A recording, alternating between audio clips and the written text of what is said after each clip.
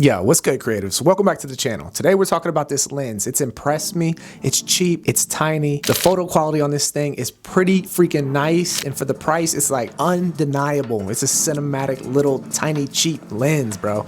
Let's talk about it.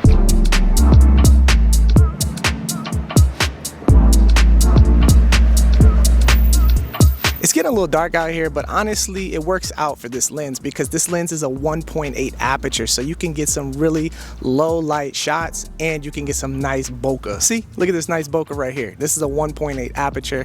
It's focused on that helmet right there. I'm just back here, doing my thing, but that's icy. Nice and creamy bokeh on this lens. When I started out with a Canon T2i, the Nifty 50 was one of my first lenses because it dropped down to a 1.8 and it just made that camera look way more icier than it actually was, shooting in 720p. And this one is the RF version, so it works on R8, R5, R6, R6 Mark II, all of the new mirrorless Canon cameras. So with this Nifty 50, you're getting to utilize it on 4K footage, unlike that EF mount Nifty 50 that was only able to be utilized on 720p. All right, it's starting to get low light out here, so I'm able to utilize this 1.8, but look at that frame right there. That frame right there is nice and tight and crispy. It just gets a shot that you really can't get with any other wide angle style lens. Having a 50mm really elevates your shots and it forces you to get some cool frames. So this is what the 50 is really not that good for, like trying to vlog like this, but luckily I have my tripod with me and I have the camera on it and I have it extended out, so you can pretty much see my face in here and it kind of looks cinematic. I guess you could vlog this way, and you don't want to vlog like this. Your 50 is not going to be good for vlogging unless you set the camera up somewhere and get a nice cinematic frame and use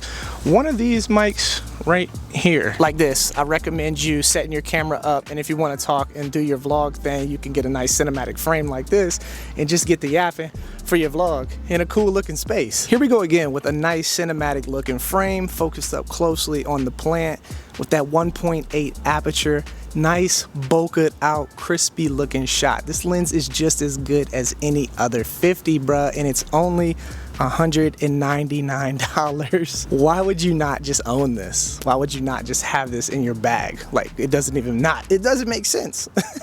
All right, real quick, we don't have much time left before the light is all out. I'm pushing the ISO a little bit. I think we're at like 250, 300, something like that. I want to snap some photos real quick and see how icy they look.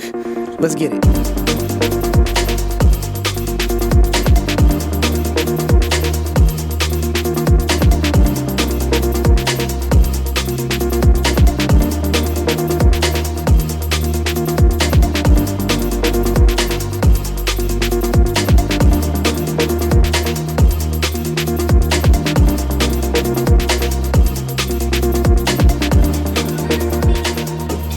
As you can see, the 1.8 helps with those low light shots, and this time lapse is just incredible on this 50mm. Too often, cheaper lenses get slept on because the pros aren't using them. But honestly, I'm a professional and I use this lens all the time, like right now. For $199, I'll easily drop that and keep this thing in my backpack for this specific focal length, especially if it's not a lens that I'll use every day. Not only do I like this lens for YouTube and vlogging and stuff like this, but I use it on music videos all the time. It comes in great for detail shots and edgy performances with music artists. If you're looking to get a different look that's more cinematic and close up, I say consider checking one of these out, because you really don't have to drop $2,000 on some fancy high-end 50mm, because this thing is super icy for $199. I mean, look how sharp this thing is. Hopefully you enjoyed this video and you got something out of it, and if you did, make sure you slap that like button for me, and I'm gonna see y'all next time.